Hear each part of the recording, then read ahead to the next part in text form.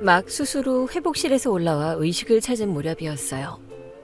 어느 순간 병실 앞이 소란스러워지더군요. 누구의 목소리인지 대번에 알 수 있었어요. 그 집 감자탕 기가 막힌다. 잡내가 하나도 없어서 아주 정신없이 들어가더라. 근데 사돈은 없는 살림에 돈이 썩어나서 1인실을 잡아줬다니? 아휴, 장인어른 서영이라면 끔뻑 죽잖아. 하여튼 나도 한 번씩 유난이다 싶어. 그렇게 아까운 딸이면 돈이나 잘 벌어서 남들 가는 대학이나 보내주든지. 이것도 다 빚을 텐데 나중에 은근슬쩍 나보고 내라고 하는 거 아닌가 몰라. 하이고, 퍽이나 귀한 딸이라고. 절대 내주지 마. 응? 가만 보면 두 부녀가 하는 짓이 똑같아줘. 이윽고 병실 문이 열렸고 언제 그랬냐 싶게 얼굴을 싹 바꾼 모자가 나타났어요. 바로 남편과 시어머니였지요. 시어머니 손에는 방금 편의점에서 사왔을 게 뻔히 보이는 싸구려 과일 주스 상자가 들려 있었어요. 몇 해 전 시어머니께서 무릎 수술로 병원에 입원했을 때가 떠올랐죠. 그때 어머니께서는 제가 사온 프리미엄 과일 바구니를 보고 저더러 기본이 안 되어 있다고 했었어요. 병문 안에는 돈 봉투가 기본이라면서요. 이런 건 다 친정에서 보고 배운 바가 있어야 하는 거라며 가정교육까지 운운하시던 분이 과일 주스라뇨? 게다가 시커먼 속을 숨기느라 애쓴 얼굴을 보니 너무 역겹더라고요. 사돈아 계셨어요? 손님도 계시네. 그런 줄 알았으면 내일이나 와볼 것을 그랬네요. 예, 사돈은 그렇다 치고 정서방 자네는 어떻게 된 건가? 애 수술방 들여보내놓고 이제 얼굴 들이밀면 어떡해? 장인어른, 그렇게 말씀하시면 서운합니다. 저 바쁜 사람이에요. 안 그래도 지금 회사가 정신없는 와중인데 서영이 수술 때문에 힘들게 시간 내서 온 거라고요. 방금까지 한가하게 감자탕이나 먹고 온 주제에 뚫린 입이라고 잘도 투덜거리더군요. 아빠는 언짢은 기색을 숨기지 않으시며 남편을 쳐다보았어요. 그러자 시어머니께서도 자기 아들 일이라고 지지 않고 맞받아쳤죠. 평생 구두밥 먹고 사는 사돈이야 뭘 모르겠지만 사업이라는 게 그래요. 책임자가 옆에 딱 붙어 있어야지. 안 그러면 헛바퀴 돌듯 순식간에 엇나가서 무너진다고요. 응? 막말로 서영이 아파서 손해본 건 우리 아들인데 지금 뭐라고 하셨습니까? 아빠가 시어머님의 말씀에 분개하며 눈을 부릅뜰 때였어요. 잠자코 제 손을 잡고 앉아 계셨던 분께서 조용히 일어나셨죠. 나는 정 과장 참 성실하고 괜찮은 사람이라고 생각했는데 말이야. 홍 대표님이 여기 어쩐 일이세요? 놀란 남편이 멀뚱멀뚱 서서는 저와 그분을 번갈아가며 보았습니다. 이윽고 그분과 맞잡은 제 손을 보더니 미간을 찌푸리며 고개를 갸웃거리더군요.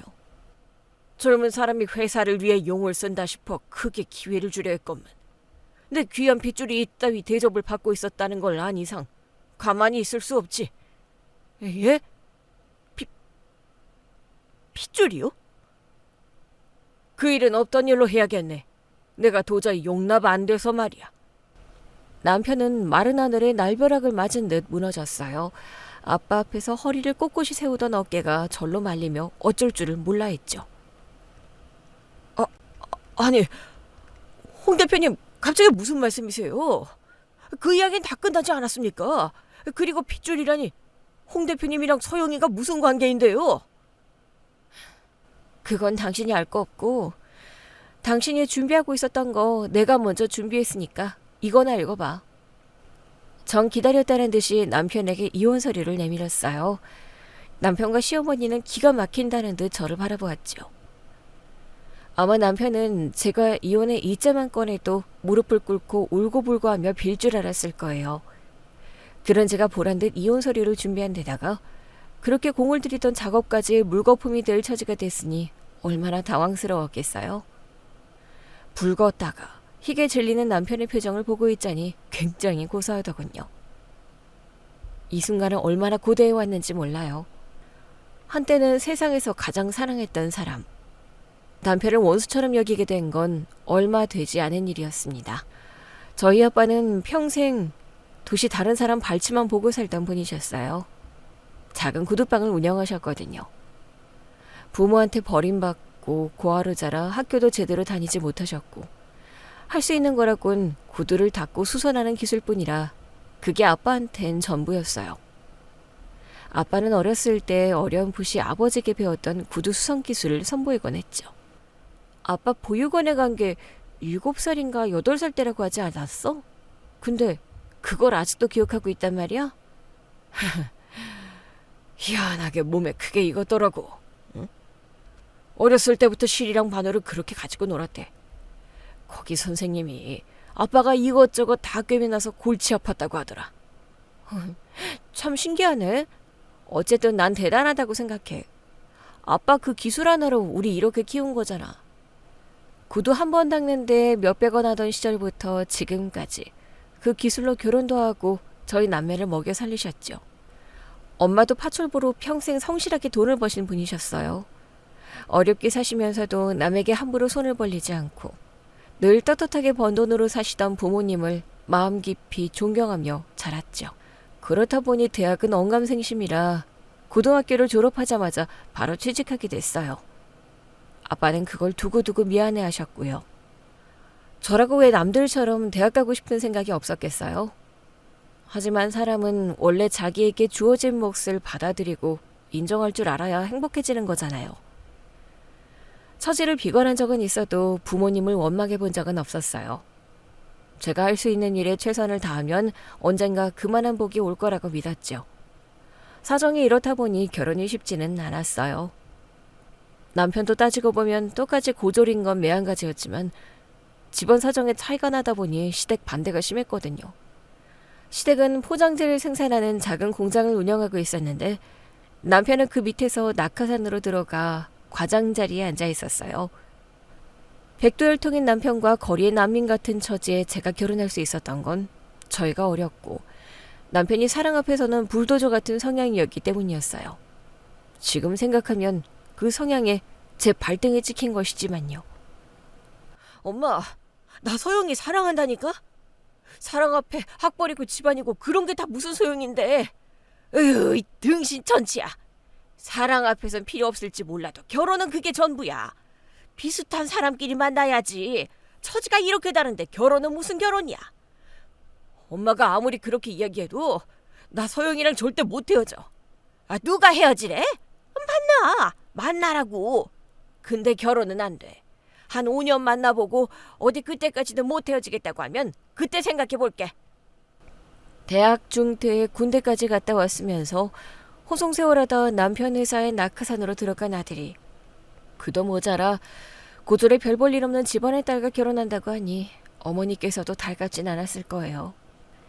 어린 치기로 시작된 만남이 언제까지 가나 하고 벼르고 있었을 거고요. 근데 그때 저희는 참 좋았어요. 저한테 남자친구는 모든 게 처음이었고 남자친구에게 저는 모든 게 마지막이었으면 하는 사람이었거든요. 우여곡절 끝에 만난 지 3년 만에 결혼하게 됐고 워낙 금실이 좋았던지라 결혼하자마자 연년생 형제도 낳았어요. 그런데도 어머님께서는 절 인정하려 하시기보다는 늘 마음에 안 드는 티를 내시며 괴롭히셨죠. 내가 너 받아준 게 재균이한테 져줬다고 생각하는 거지? 그거 아니야. 내가 그래도 너 싹수는 있다 싶어 한번 봐준 거지. 응? 고졸에 변변 차는 거 몸이라도 써서 임신으로 억지 결혼하면 어쩌나 했는데 넌 그 정도로 막장은 아니었잖니? 내가 그거 하나 높이 사서 너 봐준 거야. 아, 네, 감사합니다. 아휴, 내 팔자야. 신이 이렇게 공평하다. 다 가진 것처럼 사는 나한테 며느리 자리가 이렇게 헐렁한 구멍일 줄 누가 알았겠냐고. 내가 아주 사모들 모임에 가면 창피해서 뭐라고 말도 못해. 에휴. 지겹지도 않은지 결혼 후 5년이 지났는데도 절 만나면 항상 같은 이야기를 하셨어요. 아버님 지인분 모임에 갈 때마다 누구 며느리는 서울대를 나왔다더라. 누구 며느리는 아들 외제차를 바꿔줬다더라.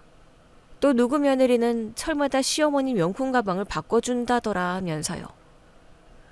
비록 저는 대학도 나오지 못했고 결혼할 때 남편 차도 바꿔주지 못한 건 사실이에요. 시어머니 명품 가방은커녕 저도 할인하는 가방만 찾아다니는 신세고요. 하지만 전 나름대로 최선을 다했어요. 남편이 아버님 공장에서 일하게 되면서 월급도 받아왔지만 남편이 벌어다 준 돈으로 효도하며 생색낸 적도 없었죠. 애 둘을 키우면서도 악바리처럼 맞벌이를 유지하면서 외며느리라고 집안 대소사도 빠짐없이 챙겼고요. 그러다 보면 언젠가는 이해해 주시겠지, 인정해 주시겠지 싶었던 마음이 있었어요. 하지만 시간이 지날수록 어머님께 쏟아붓는 마음과 정성은 밑빠진 독에 물 붓기나 다름없다는 걸 알았죠. 예, 너 오늘 종일 전화가 없더라. 아, 네? 어머, 죄송해요 어머니. 무슨 일 있으셨어요? 회사 일이 너무 많이 밀린 데다가 갑자기 주원이가 열이 나서 병원도 가고 정신이 너무 없었어요. 아무리 정신이 없고 바쁘다고 해도 그렇지. 세상에, 오늘 같은 날을 잊는 게 말이나 되니? 오늘 같은 날이요?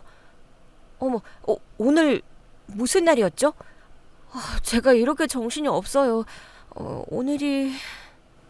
날선 어머님의 목소리에 정신없이 달력을 살폈지만 딱히 표시된 기념일은 없었어요. 시댁일은 반드시 달력에 기재해 놓는데 그것마저 놓쳤나 싶어 심장이 철렁했죠. 그러자 시어머니께서는 더 성난 목소리로 쏘아붙이시더라고요. 오늘 네 아버지랑 나 결혼기념일이잖아. 이런 날 좋은 레스토랑 예약해서 대접해야 하는 거 아니냐? 나랑 네 시아버지 아니면 네가 우리 재균이랑 결혼해서 그 호사 누리고 살 수 있었을 것 같아? 어쩜 재균이가 입 싹 닫고 있다고 아예 모르는 척하니? 순간 말문이 막혔어요. 뭐라고 대답해야 할지 모르겠더라고요. 매년 있었던 두 분 결혼기념일은 남편이 챙기곤 했었어요. 솔직히 말해서 제가 챙겨야 하는 날이 아니라고 생각한 것도 있었죠. 남편도 제 부모님 결혼기념일은 안 챙기니까요. 알고 보니 어머니께서 제가 어떻게 나오나 보자 하고 벼르면서 남편에게 오랜된 챙기지 말라고 했던 겁니다. 그런 일이 몇 번이나 반복되다 보니 점점 마음이 지치고 잘하고 싶은 의욕도 꺾이더라고요. 그뿐만이 아니었어요. 예상하셨겠지만 어머니께서는 저희 친정도 엄청나게 무시하셨거든요. 억울한 건 본인은 무시했다고 생각하지도 않아요. 자기 딴에는 다 챙겨준 거라고 생각했죠. 예, 이건 네 친정에 가져가라. 모기약이 왜 이렇게 많아요? 아휴, 내가 뭐에 씌였는지 모기약 하나만 주문한다는 거 글쎄 10개나 주문해버린 거야. 난 하나만 있어도 되니까 너네 집에 다 가져가라. 감사한데 모기가 많은 동네도 아니라서 저희 집도 이렇게 많이는 필요 없어요. 하나만 가져갈게요. 누가 모기한테 쓰래? 네? 어디서 들었는데 그 검은 구두약이 기름에 잘 녹는다더라. 알아보니까 이게 효과가 좀 있나 보던데 이거 가져다가 니네 아빠한테 손 씻듯이 가져다 문지르라고 해. 그러면 좀 빠지겠지. 네? 모기약을요? 뭐가 문제야? 사람 있는 데다 뿌리라고 쓰는 약인데 내가 무슨 독극물 가져다 바르라고 하든? 그게 아니라 아무리 그래도 어떻게 모기약으로 손을 씻으라고 하세요? 내가 오죽했으면 그러니 오죽했으면? 아휴, 내가 진짜 니네 결혼식 날 생각하면 아직도 창피해서 손끝에 때처럼 그냥 시커먼 물이 든 채로 인사 다니는데 내가 낯을 못 들겠더라. 아니, 손이 그 지경이면 장갑이라도 끼고 나와야 예의 아니니? 아버지께서 일하시면서 생긴 거라 어쩔 수가 없어요. 아무리 깨끗하게 닦으셔도 안 지워지는 걸 어떻게 해요. 그러니까 모기약 가져다가 박박 문질러 닦아보라고. 넌 꼭 생각해줘도 이러더라. 오랫동안 구두방을 하시던 아버지 업과 인생을 무시하는 말도 많이 하셨어요. 또 어느 날은 불러서 가봤더니 한창 냉장고 정리를 하고 계시더라고요. 예, 저번에 보니까 니네 아빠 생선 좋아하지? 지난번에 보니까 아주 걸신 들린 듯이 뼈째 씹어 먹던데. 니네 아빠요? 어머니, 매번 저희 부모님을 그렇게 부르시는 건 좀 너무 무리하신 것 같은데요? 뭐? 하참, 그럼 니네 아빠를 니네 아빠라고 하지. 며느님, 아버님 그렇게 부르기라도 하라는 거냐? 그냥 사돈이라고 부르셔도 되잖아요. 저희 부모님은 어머님, 아버님 지칭하실 때 항상 사돈이라고 하시는데. 아유, 꼴까찮게 별걸로 다 트집이네. 알았다, 알았어. 사돈 생선 좋아하면 이거나 가져가라. 이게 뭔데요? 보면 몰라? 생선 얼려둔 거잖아. 이건 고등어, 이건 민어, 그리고 이건 종이랑 삼치. 해동해서 구워 드시라고 해. 딱 봐도 냉장고 안에 수개월 동안 들어있었던 게 틀림없는 생선들이었습니다. 어머님은 검은 봉지를 꺼내 마치 쓰레기를 주워 담듯 생선을 담으셨어요. 그 집에 먹는 사람이 아무도 없으니까 저희 부모님 집에 버리는 거랑 다름없었죠. 너무 상처받는 일이라 아무 말도 못하고 있자 어머님은 아랑곳하지 않고 대단한 호의를 베푸신 것처럼 구시더라고요. 이게 다 사 먹으려면 돈인데 사돈이 이런데 돈이나 쓰겠니? 다 귀한 거야. 여기저기서 네 시아버지한테 명절 선물로 들어온 건데. 저희 부모님도 시장에서 싱싱하고 신선한 생선 사다 드세요. 아니, 시장에서 파는 거랑 다른 거라니까 그러네. 그리고 이건 쑥떡이고 팥떡인데 실온에서 해동해서 드시라고 하면 된다. 어머니, 이건 3달 전에 어머님 친구분 손주 돌잔치에서 받아온 떡이잖아요. 누가 뭐라든? 그게 뭐 어때서? 저희 부모님은 어머님, 아버님께 선물을 드릴 때마다 더 귀하고 좋은 거 보내드리려고 하는데 왜 어머님께서는 냉장고 털어서 주세요? 저 좀 서운해요. 얼렐레? 버리기 아까운 거 나누는 게 뭐가 문제니? 어머, 됐어. 세상에. 나는 너 생각해서 너네 부모 챙기는 건데 나를 무슨 나쁜 시애미로 만들고 있네. 얘, 너 이제 좀 살만하니? 우리 재균이랑 결혼하기 전이었으면 어디서든 이런 거 받아와서 감사합니다 하고 넙죽 받아먹었을 거면서. 웃기고 있어 정말. 뭐라고 해도 가만히 있던 제가 서서히 반격을 시작하자 자연히 시부모님과의 사이도 벌어졌어요. 아버님은 바빠서 만나 뵙는 일은 없었지만 어머님 말씀만 듣고 잘 알지도 못하시면서 훈계하셨죠. 아무리 네 생각이 맞아도 어른이 그렇게 이야기하면 네 알겠습니다 하는 게 맞는 거다. 세상이 아무리 바뀌어도 위아래 구분은 해야지. 그렇게 또박또박 말대답하면 어딜 가서든 사랑 못 받는다. 아버님, 그게요. 또 말꼬리 잡지 말고 말대답도 하지 말고. 나는 너한테 물은 게 아니라 충고하는 거야. 네가 아무리 억울한 일이 있더라도 내가 그렇게 이야기하면 네 잘못했습니다 해야지. 나는 우리 재균이 그렇게 가르쳤다. 저는 마치 그 말이 저는 집에서 제대로 된 가르침을 받지 못한 것 같다는 이야기를 하는 것만 같아 서글펐어요. 한 번도 부모님을 욕되게 하면서 산다고 생각하지 않았는데 두 분 앞에서는 항상 저희 부모님이 부족한 사람이 되는 것 같아 속상했죠. 이런 불만을 남편에게 이야기하면 남편은 항상 대수롭지 않게 반응했어요. 그냥 원래 그런 분들이시구나 하고 말아. 그래도 결국 우리 뜻대로 해주시잖아. 우리 엄마가 말은 그렇게 해도 속은 정이 많다니까. 뭘 우리 뜻대로 해주셨는데? 안 그럼 우리가 어떻게 결혼했겠어. 엄마가 결국 서영이 네가 눈에 안 찬다고 별의별 소리 다 했지만 결국 며느리로 받아주셨잖아. 그래, 그건 우리 뜻대로 하게 해주셨다고 치자. 그 밖에 다른 건 날 위해 해주신 거 있어?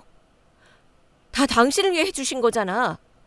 날 위해 해주시는 게 널 위해 해주시는 거지.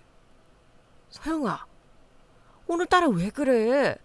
밖에서 무슨 일 있었어? 아니면 혹시 그날이야? 뭐라고? 그럼 당분간 그날 없어지게 만들어줄까? 우리 셋째 갖는 거 어때? 뭐? 저리 가. 내 몸에 털끝 하나라도 건들기만 해? 싸울 일이 없던 부부 사이에 금이 가고 집안 분위기가 냉랭해진 건 그 무렵이었어요. 그러니까 그동안 저희 가족의 평화는 다 저 하나 참아서 만들어진 허상일 뿐이었죠. 결정적으로 시댁과 완전히 거리를 두게 된 건 그 이후 있었던 어머님의 불합리한 요구들 때문이었어요. 시부모님이 같은 아파트 더 넓은 평수로 이사 가시게 됐는데 그 이사를 앞두고 제게 무리한 부탁을 하시는 거예요. 사부인, 주말에 뭐 없다고 했지? 네, 그런데요? 그럼 우리 산날 사부인 좀 오라고 해라. 저희 어머니를... 왜요? 왜긴 왜야. 짐이 많아서 사람 손이 부족해 그렇지. 사돈은 남의 집 살림에 빠삭하니 뒷정리도 잘할 거 아니냐. 그걸 왜 저희 어머니더러 하라고 하세요? 싫어요. 저희 엄마가 왜 어머니 집까지 가서 고생을 하세요. 저희 어머니도 주말엔 쉬셔야죠. 뭐? 싫어? 어머 참 웃기네. 내가 뭐 공짜로 해달라든? 돈 줄 테니까 좀 와달라고 해. 나이 들어 혼자 하기 힘든 일이라 그런데 사돈이면 가족인데 그 정도 부탁도 못하니? 그럼 그 돈으로 사람 쓰세요. 왜 저희 어머니를 오라가라 하시는데요? 저희 어머니도 나이 들어 살림 힘들어 하신다고요. 이삿날 일꾼 부리듯 오라가라 한 것을 겨우 거절했는데도 며칠 뒤에 또 비슷한 부탁을 하셨어요. 제가 보기엔 부탁이 아니라 거의 명령이었지만요. 예. 너네 집은 김장 어떻게 하니? 저희 집은 친정어머니 아시는 분들이랑 다 같이 하세요. 그래.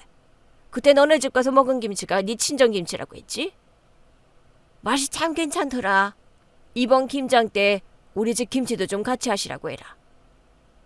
글쎄요, 어머니. 저희 어머니가 혼자 사시는 게 아니라서 양을 더 늘리는 게 쉽지는 않을 것 같아요. 그래? 그럼 너네 날 잡아서 사돈 보고 우리 집에 오라고 하면 되겠네. 네? 저희 집 김장을 또 하고 또 어머님 집에서 김장하시란 말씀이세요? 너희 집은 매년 김장해 왔다면서 매년 하는 거 뭐 어려울 것도 없잖냐. 아니죠, 어머니. 어머니께서도 김장 안 해보신 거 아니잖아요. 김장이 얼마나 힘든 일인데 저희 어머니는 이튿날 일도 하셔야 한단 말이에요. 뭐?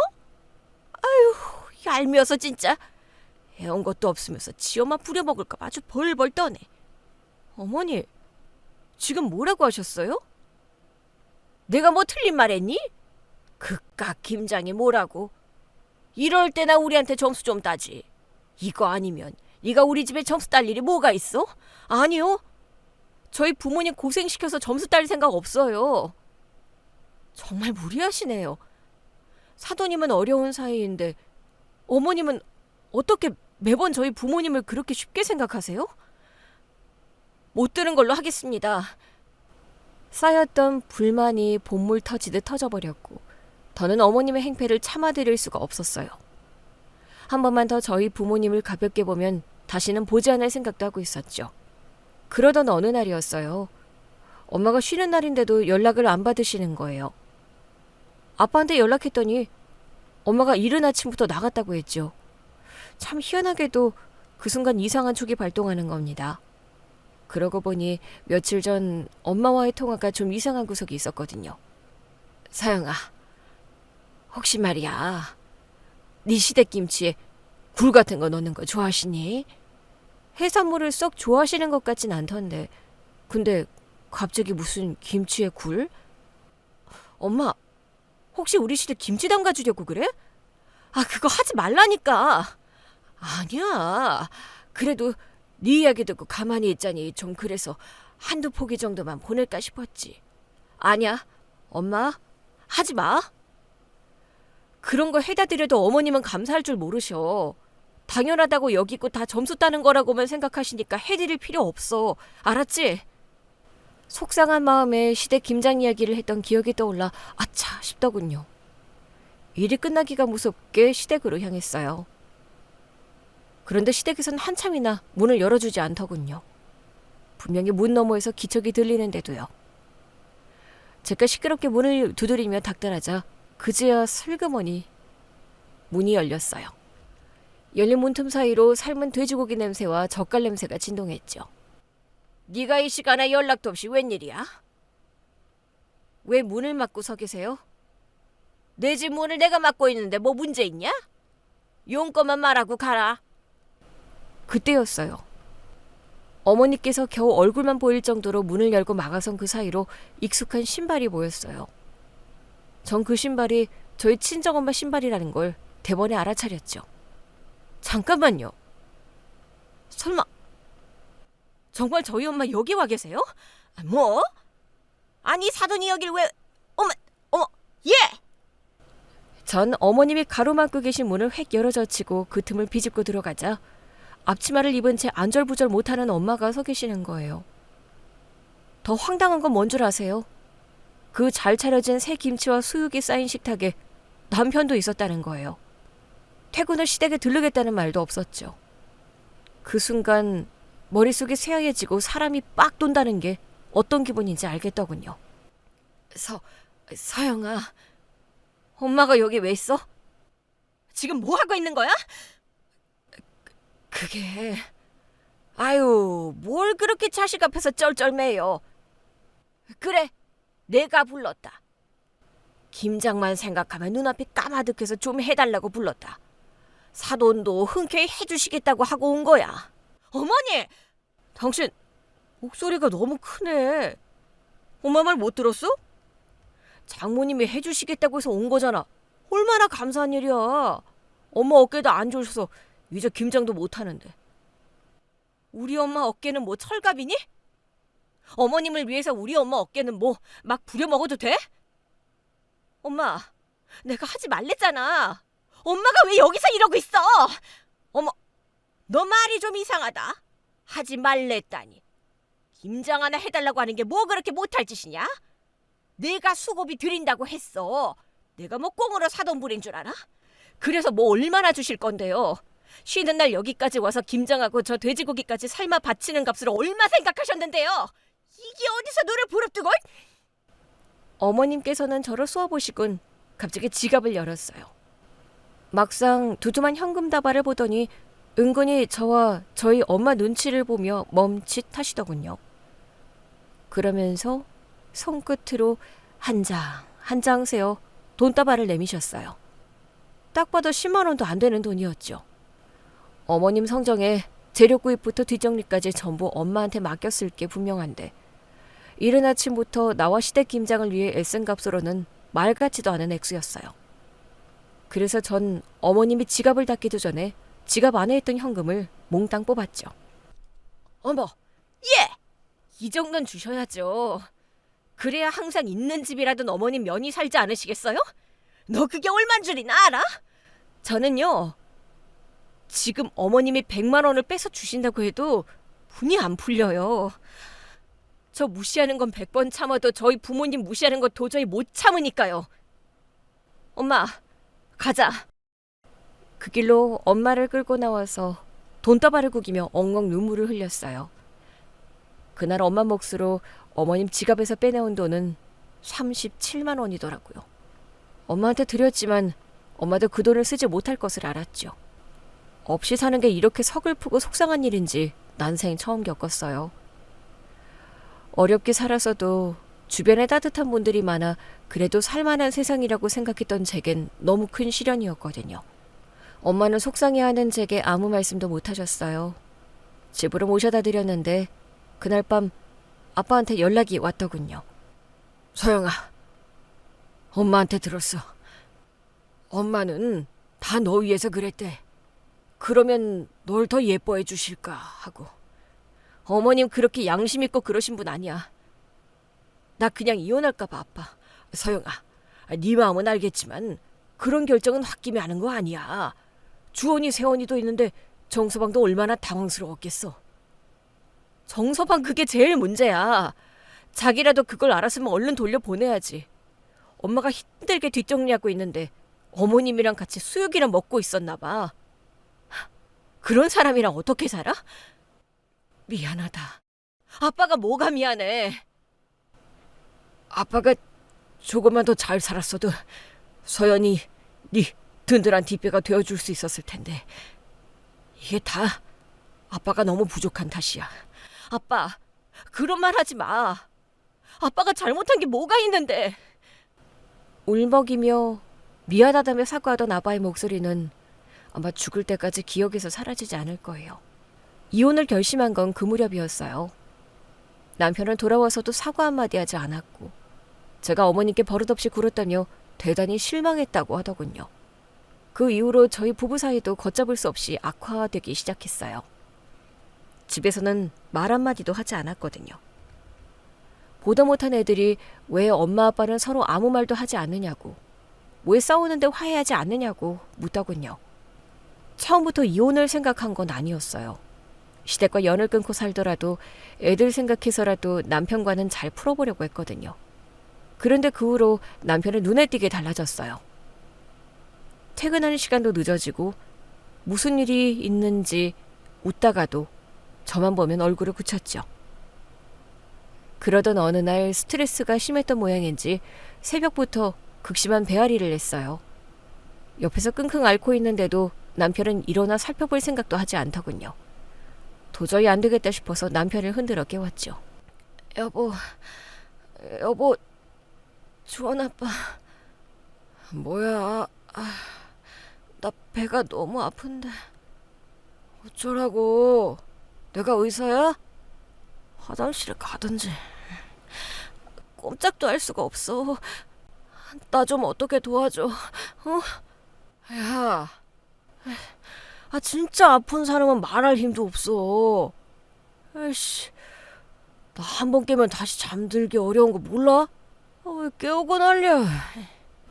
제가 식은땀을 뻘뻘 흘리며 앓는데도 남편은 성질을 내며 잠들어 버렸어요.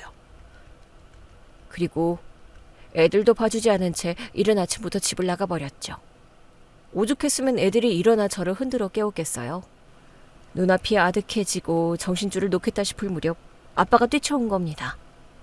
마침 엄마가 꿈자리가 영 이상하다면서 건 전화를 첫째 아이가 받았던 거예요. 그렇게 응급실에 실려가게 됐는데 스트레스성 위경련 같다면서도 정밀 검사를 받아보라고 권하더군요. 정밀 검사요? 방금 나온 혈액 검사 결과를 보고 몇 가지 확인해야 할 부분이 생겼어요. 지금 환자분 혈색소 수치가 정상 범위보다 훨씬 떨어져 있거든요. 정확한 원인을 찾으려면 내시경 검사와 함께 복부 CT 등 정밀 검사를 서둘러 진행해 봐야 할 것 같습니다. 의사가 잠옷 심각한 표정으로 한 이야기에 저와 아빠 표정 모두 어두워졌어요. 엄마는 일도 제쳐놓고 애들을 봐주시고 계셨고 저는 아빠와 함께 바로 외래 진료를 보며 정밀 검사를 시작했죠. 그리고 뜻밖에도 청천벽력 같은 판정을 받게 된 거예요. 위암입니다. 네? 내시경과 CT 결과 암세포감이 위벽을 깊이 파고들었을 뿐만 아니라 주변 림프절과 다른 장기까지 전이가 진행된 상태예요. 현재로서는 수술로 완전히 떼어내기는 어려운 진행성 위암, 흔히 말씀하시는 말기 단계입니다. 선생님, 그게 무슨 말씀이세요? 저 그렇게 아픈 것도 아니었어요. 그냥 요즘 스트레스 받는 일이 많아서 복통이 좀 있었을 뿐인데. 이 정도 진행이 될 때까지 모르시는 분들도 꽤 많아요. 갑작스러운 소식에 경황이 없으시고 믿기 힘드시겠지만 앞으로 어떻게 통증을 조절하고 치료 방향을 잡아갈지 결정하셔야 합니다. 위암이라니 전혀 생각지도 못한 결과였어요. 겨우 30을 넘긴 나이였으니까요. 의사 앞에선 덤덤하게 이야기를 들었는데 진료실을 나와 목이 빠지라 기다리고 있던 아빠 얼굴을 보니 저도 모르게 눈물이 왈칵 쏟아지더군요. 너무 억울하더라고요. 그 어린 나이에 남자 하나만 믿고 간 시집에서 사람 대접도 제대로 못 받고 이제 겨우 그 그늘에서 벗어나 내 인생을 살아보려고 했더니 세상이 제 발목을 붙잡는 것 같았거든요. 병원비는 걱정하지 마라. 아빠가 어떻게든 해볼 테니까 그런 거 걱정하지 말고 치료에만 전념해. 아빠는 내 보호자 따로 있잖아. 아무리 그래도 정서방이 내 병원비까지 아낄까 봐 그래? 보험도 들어놨고 괜찮을 거야. 너무 걱정하지 마, 아빠. 그날 아빠는 운전대를 잡고 한참 우셨어요. 아빠 어깨 위에 내려앉은 그 무거운 인생의 무게가 느껴져 저도 가슴이 턱 막혔죠. 집으로 돌아와 남편에게도 그 소식을 전했어요. 여보, 앉아봐. 할 말이 있어. 난 없어. 들어봐 좀. 당신도 알아야 할 일이야. 뭔데? 나 암이래. 위암. 뭐? 짜증스레 인상을 구기던 남편도 놀랐는지 표정이 대번에 변하더군요. 암이라니? 당신이 암이라고? 말기래. 당신 지금 수쓰는 거지? 나 이겨보려고. 우리 엄마한테 사과 한번 받아보려고 수쓰는 거 아니야? 당신은 그럴 수 있는 사람일지 모르겠지만 나는 내 목숨 가지고 장난 안 쳐. 나 지금 장난칠 기분도 아니야. 말도 안 돼. 당신이 진짜 암이라고? 남편은 놀란 듯 그 말만 계속 되풀이했어요. 진짜냐? 병원에서 확실히 검사받은 거 맞냐? 어느 병원에서 했냐? 오진일 확률은 없느냐? 전 그게 믿기 어려운 일에 닥쳐 당황해하는 소리라고만 생각했어요. 설마 하니 확인 사살하고 싶은 심정으로 여러 번 물었다고는 상상도 하지 못했죠. 위암 판정을 받아서도 당장 일상은 큰 변화가 없었어요.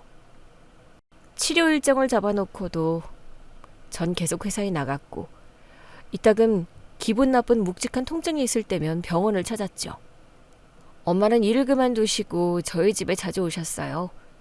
몸에 좋다는 음식으로 제 식단을 관리해 주시려고요. 그러던 어느 날 병원을 가려고 차를 가지고 간 날이었어요. 차는 평소 남편이 출퇴근하면서 이용했고 전 지하철을 타고 다녔거든요.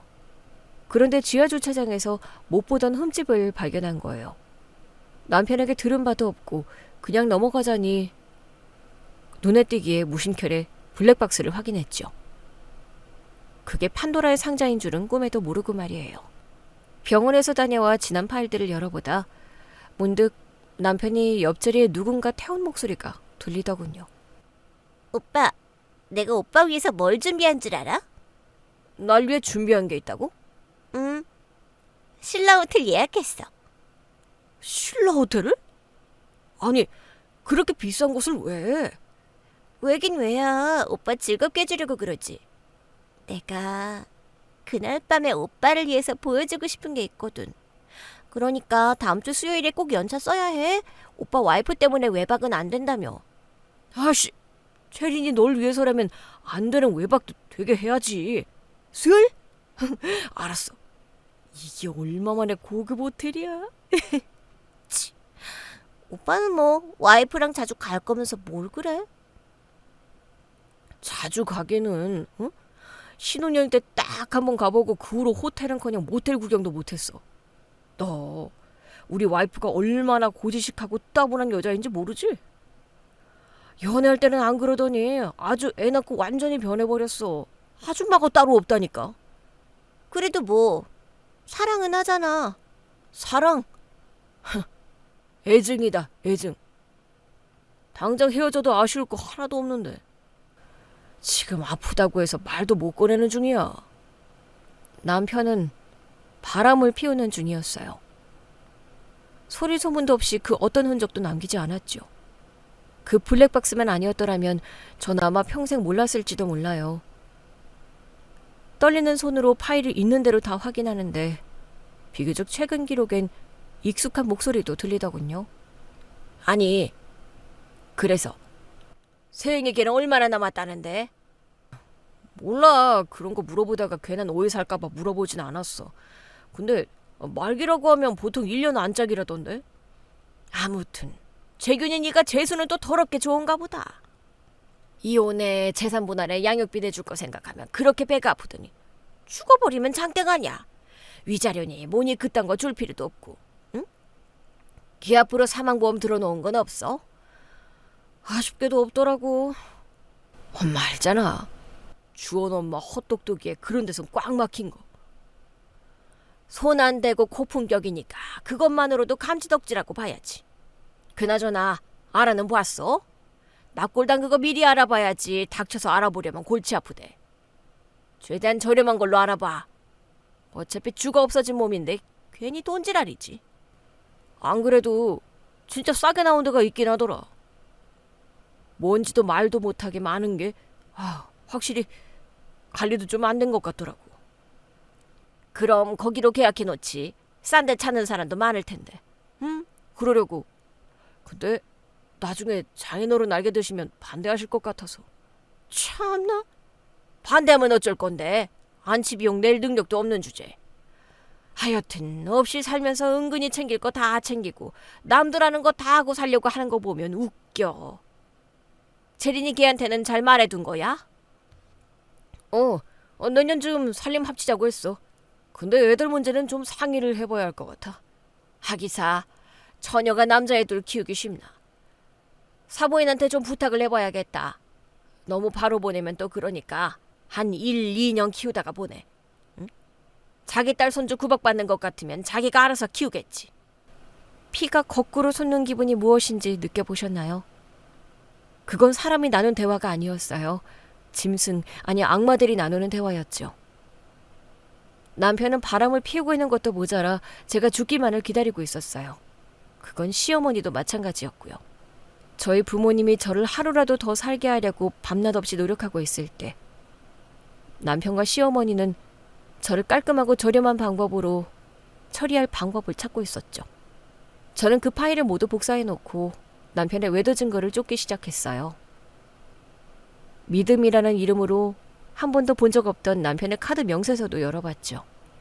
이따금 밤이 되면 제가 잠이 든 걸 확인하고 거실 화장실로 나가서 통하는 걸 보고 거실 화장실에 몰래 휴대전화 공기계를 두었어요. 이튿날 확인해보니 아니나 다를까 상간녀와의 다정한 통화 내용이 녹음되어 있었죠. 전 이혼 서류를 작성하고 부모님께 그 이야기를 전하러 갔어요. 그런데 저를 기다리는 믿기 힘든 소식에 제 이야기는 제대로 하지도 못했죠. 친정에는 낯선 어른이 계셨어요. 딱 봐도 우리 집에는 너무 안 어울리는 사람이었죠. 주름 하나 없는 옷이며 손질된 머리카락까지 굉장히 단정한 신사 같다는 느낌이 강한 분이셨어요. 네가 서영이구나. 우리 남준이를 빼닮았네. 서영이가 나를 닮고 서준이가 집사람을 많이 닮았어요. 안녕하세요. 그런데 누구? 네가 보기엔 어떠냐? 네 아버지랑 나는 좀 닮지 않았어? 영문도 모른 채 쳐다보자 그분은 자기소개를 했어요. 나는 네 큰아버지 되는 사람이다. 네 아버지 큰형이야. 큰아버지요? 하지만 아빠는 고아인 줄만 알았지.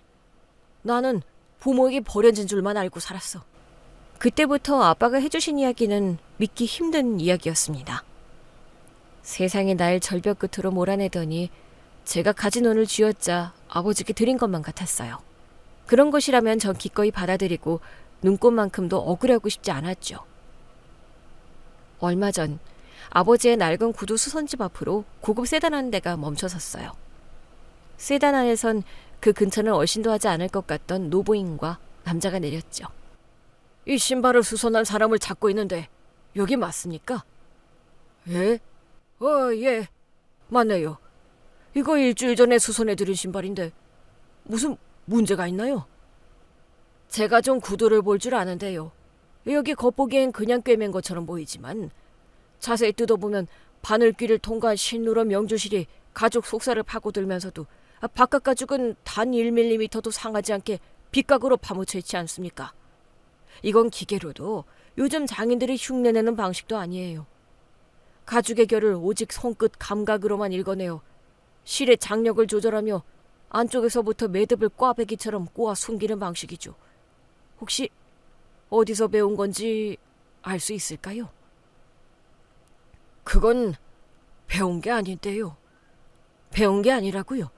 그럼 이걸 본인이 생각해서 했단 말입니까? 그게 아니라 배운 거라기보다는 어렸을 때 눈에 익은 방식이 체화된 것 같아요. 어렸을 때 눈에 익은 방식이라뇨? 저희 아버지가 하시던 방식이에요. 저희 아버지가 구두를 좀 만지셨거든요. 순간 남자와 노부인은 약속이라도 한 듯이 눈을 맞췄어요. 아빠는 영문도 모른 채 흘러내리는 땀을 시커먼 목장갑을 낀 손으로 닦았죠. 그러자 남자가 갑자기 아빠를 빤히 쳐다보며 묻더랍니다. 혹시 성함이 어떻게 되십니까? 그건 왜... 아빠는 너무 이질적으로 느껴지는 낯선 사내에 대한 경계를 늦추지 않으며 물었대요. 그랬더니 옆에 있던 노부인께서 견디기 힘들다는 듯 불쑥 다가와 그러더랍니다. 나 혹시 남준이 아니니? 예? 제 이름을 어떻게? 어머, 너 정말 남준이야? 나 모르겠어. 정말 남준이가 맞아. 홍남준. 그게 잃어버린 내 동생 이름인데 잃어버린 저를 잃어버렸단 말씀이십니까? 전 버려져서 보육원에서 자랐는데요. 말도 안 돼. 우리는 널 잃어버린 거야. 우리가 얼마나 널 찾으러 다녔는데. 놀랍게도 아빠를 찾아온 건 아빠의 형제와 친어머니셨어요. 저한테는 큰아버지, 할머니가 되시는 분이었죠.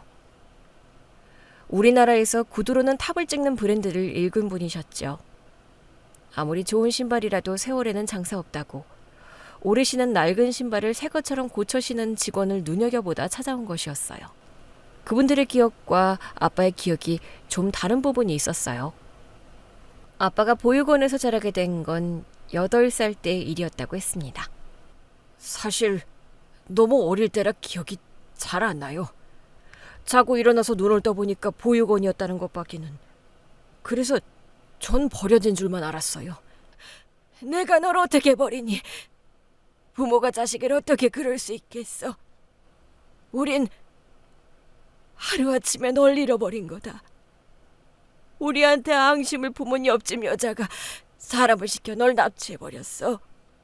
끝까지 발뺌하고 도망쳐서 찾을 수도 없고 평생 그게 얼마나 한이 돼서 살았는지. 할머니가 어깨를 들썩이며 울기 시작하자 아빠는 오히려 혼란스러웠다고 했어요. 평생을 없다고 생각하고 산 가족들이 찾아왔으니 그럴 만도 했죠. 사기꾼들이라고 믿는 게 더 편했대요. 아빠가 못 믿는 눈치를 보이자 먼저 유전자 검사를 하자고 한 건 큰아버지 쪽이었어요. 할머니와 아빠의 유전자 검사 결과 친자가 확인됐고 그제야 눈물로 상봉한 것이었죠. 친가가 원래 잘 살았던 건 아니었고 할아버지의 기술을 배운 큰아버지께서 차근차근 올린 회사였어요. 그리고 그 시절은 이웃사촌이라고 한여름엔 아파트 복도에 이불을 깔고 애들을 재우곤 하던 시절이었고요. 그때 일어난 사고 같은 일이라고 했어요. 나중에 알고 보니 아빠가 버려진 보육원과 원래 살던 곳은 당시엔 직행버스도 기차도 없는 아주 멀리 떨어진 곳이었죠. 말도 안 돼. 그럼 아빠 가족분들이 살아계셨다는 거예요? 그래. 할머니가 너희를 많이 궁금해하셔. 그리고 몸이 안 좋다는 이야기는 들었다. 하루빨리 병원에 입원해서 수술 날짜부터 잡았으면 싶은데. 그때 큰아버지는 한층 어두워진 얼굴로 수술 이야기를 꺼내셨어요. 나중에 알게 된 사실이지만 가족이라는 걸 알게 된 후 아빠가 가장 먼저 꺼낸 이야기가 제 이야기였대요. 딸이 말기암 환자인데 좀 살려주실 수 없겠냐고요. 아빠한테는 하늘에서 내려온 동화줄처럼 보였다고 했어요. 그러자 할머니는 우리나라 최고 병원에서 서둘러 수술받을 수 있도록 조치해 주신 겁니다. 전 아빠가 잃어버린 가족을 찾은 것만으로도 기적이라고 생각했어요. 그 이상은 바라지도 않았고 상상도 할 수 없었죠. 그런데 그건 커다란 기적의 일부분에 불과했어요. 어쩔 수 없이 큰아버지가 있는 자리에서 남편과의 문제를 꺼내게 되는데 갑자기 큰아버지가 그러는 겁니다. 잠깐, 거기 혹시 정승일 대표 회사 아니야? 그걸 어떻게 아세요? 저희 시아버님 성함이에요. 그럼 그 남편이란 사람은 정재균 과장이겠네. 맞아요. 저희 남편을 아세요? 참, 인연이 또 어떻게 이렇게 되는지. 남준아, 아무래도 하늘이 네가 가장 절박한 시기에 우리를 보냈나 보다. 큰아버지는 미소를 지으셨어요. 알고 보니 큰아버지 구두회사가 시아버지 회사와 큰 계약을 앞두고 있었어요. 남편의 주도하에 이루어진 그 계약으로 고급 포장재와 패키지를 납품할 수 있는 절호의 기회였던 거죠. 갈수록 입지가 좁아지고 흔들리는 와중에 가뭄의 담비 같은 계약이라고 큰아버지 앞에서 몇 번이나 감사하다고 인사했던 게 바로 남편이었던 겁니다. 그럼 계약 안 하시게요? 다른 곳이랑 고민하다가 하도 사정하기에 거기로 결정했었지. 우리야 아쉬울 게 없으니까 사람 하나 살리는 셈 치고서. 근데 그게 바람난 서영이 네 남편인 것도 모자라. 남준이 너랑 재수 씨를 그따위로 취급한 사람이라면 내가 참아줄 이유가 없지. 그분은 기본적으로 온화한 인상인 분이셨습니다. 그런데 남편과 시댁 얘기가 나올 때면 섬뜩할 정도로 표정이 차갑게 변하셨어요. 그 후 저는 큰아버지가 소개해 주신 변호사를 통해 이혼 준비를 했고 모든 사실을 밝힐 타이밍이 바로 수술 후 다시 태어났던 그날이었죠. 남편은 당혹스러운 얼굴을 하면서도 기분이 나빠 보였어요. 본인이 아니라 제가 먼저 이혼을 요구한 게 이해가 되지 않았던 거죠. 이건 이혼 서류잖아. 지금 나랑 이혼하겠다는 거야? 이 와중에? 이 와중이라서 한다는 거야. 수술하다 죽으면 별 수 없다고 생각했어. 엄마 아빠한테 짐이 되느니 그래도 당신이 남편으로서 내 마지막이란 짐을 졌으면 했거든. 내가 눈을 뜨자마자 한 생각이 뭔 줄 알아? 괴물 같은 당신 아내로도 소름 끼치는 어머님의 며느리로도 더는 단 하루도 살고 싶지 않다는 거였어. 뭐야? 괴물? 소름이 끼쳐? 너 수술하다 머리가 어떻게 된 거 아니야? 말 조심하세요. 그동안 내 딸은 어떻게 됐는지 다 알고 있습니다. 사람이 어떻게 그럴 수 있습니까? 수술실 들어가기 전에 애들 좀 부탁한다고 한 말에 단칼에 거절하셨다면서요. 그거야. 사부인 했는데 내가 나설 필요가 뭐 있나요? 애 아프고 나서 사부인이 늘 하던 일이 그건데. 사람이 그러는 거 아닙니다. 오늘 내일 하는 애가 안쓰럽지도 않으셨습니까? 애는 그렇다 치고 주원이 세원이는 사돈 손주지 않습니까? 그만해라 남준아. 말이 통하는 부류는 아닌 것 같으니 말이 안 통하면 행동을 보여줘야지. 큰아버지는 차갑게 식은 얼굴로 전화를 거셨어요. 그리고 딱 남편만 알아들을 수 있는 말을 했죠. 김 실장. 성원공업권 알지? 당장 계약 꺾고 다운공업으로 추진해. 잠시만요 대표님. 갑자기 그게 무슨 말씀이세요? 전 지금 하나도 이해가 안 됩니다.